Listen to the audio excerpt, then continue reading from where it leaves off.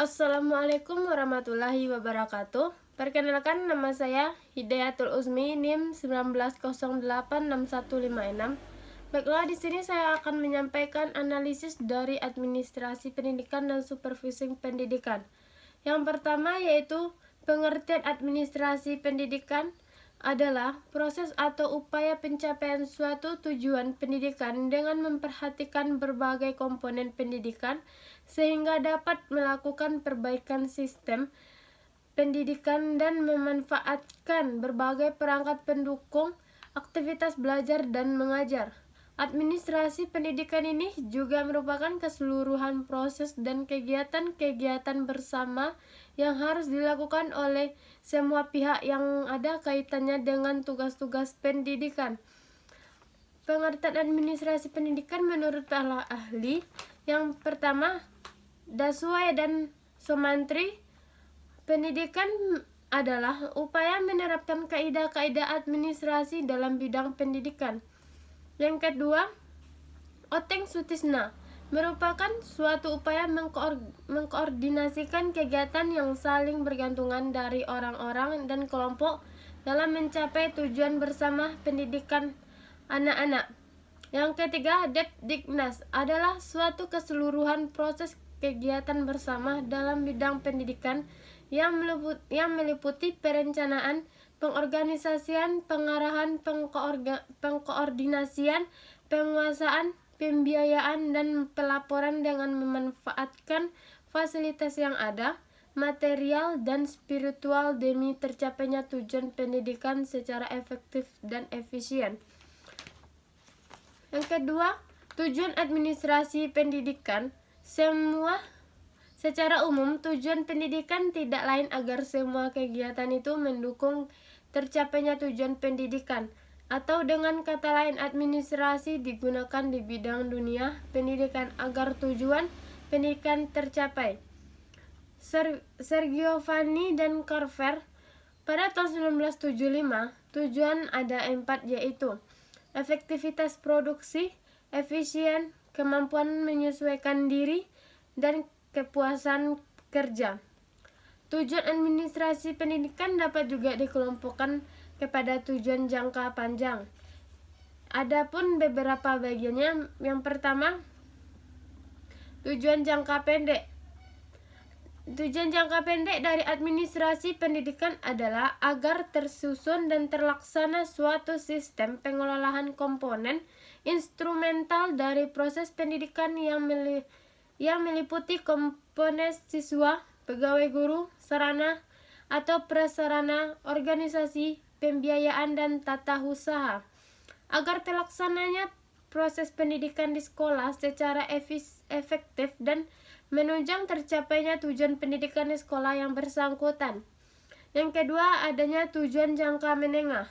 Tujuan jangka menengah administrasi pendidikan adalah mengarah kepada pencapaian tujuan institusional setiap jenis dan jenjang serta program pendidikan. Dan tujuan jangka panjang.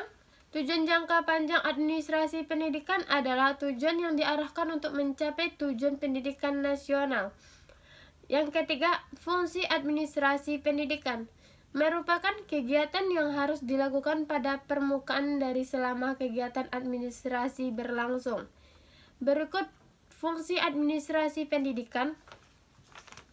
Yang pertama, perencanaan. Tahap perencanaan administrasi adalah melakukan suatu kegiatan untuk merumuskan, memilih, dan menetapkan apa saja aktivitas sumber daya yang akan dilakukan dan digunakan di masa datang untuk mencapai tujuan tertentu.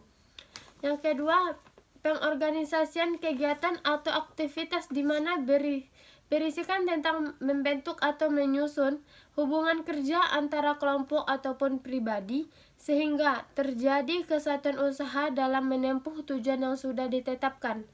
Yang ketiga, penyusunan, yaitu sama dengan fungsinya kepegawaian memiliki fungsi yang sangat penting, di mana kepegawaian merupakan pengisian suatu uruk atau bidang dengan personal yang akan melakukan atau melaksanakan tugasnya. Yang keempat, pengarahan. yaitu pengarahan untuk suatu penjelasan, pertimbangan, serta petunjuk dan bimbingan terhadap para petugas yang terlibat di dalamnya, baik secara fungsional maupun struktur agar pelaksanaan suatu tugas dapat berjalan dengan baik. Yang kelima, pengkoordinasikan.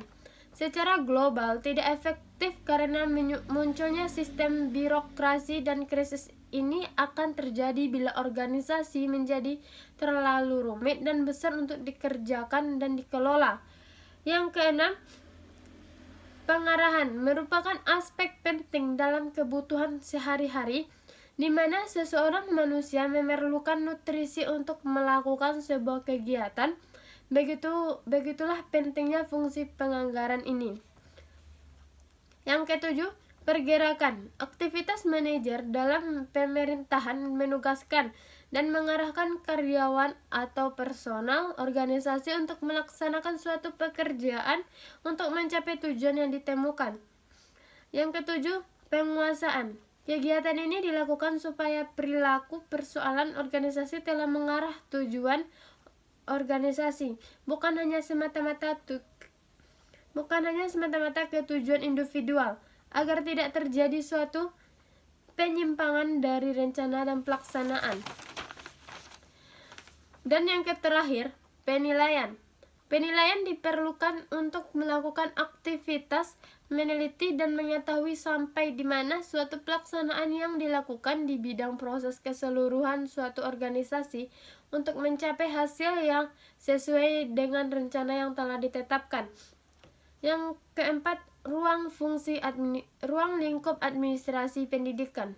Yang pertama, administrasi tata laksana sekolah, yaitu organisasi struktur, otorisasi dan anggaran, kepegawaian, perlengkapan dan pembekalan, keuangan dan pembukuan, laporan, surat menyurat, pengangkatan, pemindahan dan pemberhentian, pengisian buku pokok.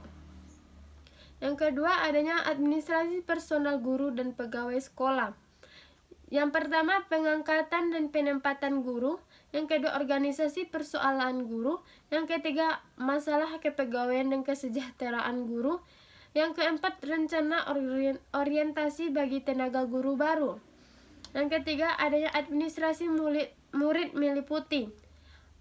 Yang pertama, organisasi dan pengumpulan murid. Yang kedua, penilaian dan pengukuran murid. Yang ketiga, bimbingan dan penyuluhan. Yang keempat, masalah kesehatan dan kesejahteraan. Yang keempat, supervisi pengasaran, yaitu yang pertama, usaha membangkitkan dan merangsang semangat guru. Yang kedua, usaha mengembangkan, mencapai dan menggunakan metode baru. Yang ketiga, mengusahakan cara-cara menilai hasil pendidikan dan pengajaran. Dan yang terakhir, usaha mempertinggi mutu dan pengalaman guru. Yang kelima, pelaksanaan dan pembimbingan kurikulum, yaitu yang pertama, mempedomani dan merealisasikan apa yang terjadi dan apa yang tercantum beserta materi.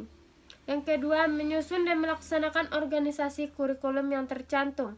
Yang ketiga, menuruti dan mengikuti kurikulum yang sudah ada, juga menempati materi. Dan yang terakhir atau yang keenam, pendirian dan perencanaan bangunan sekolah.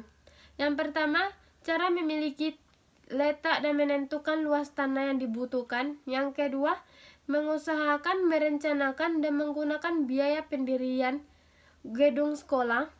Yang ketiga, menentukan jumlah dan luas ruangan kelas. Yang keempat, cara menggunakan fasilitas lain-lainnya yang efektif dan efisien. Dan yang terakhir, alat-alat perlengkapan sekolah dan alat pekerjaan yang dibutuhkan.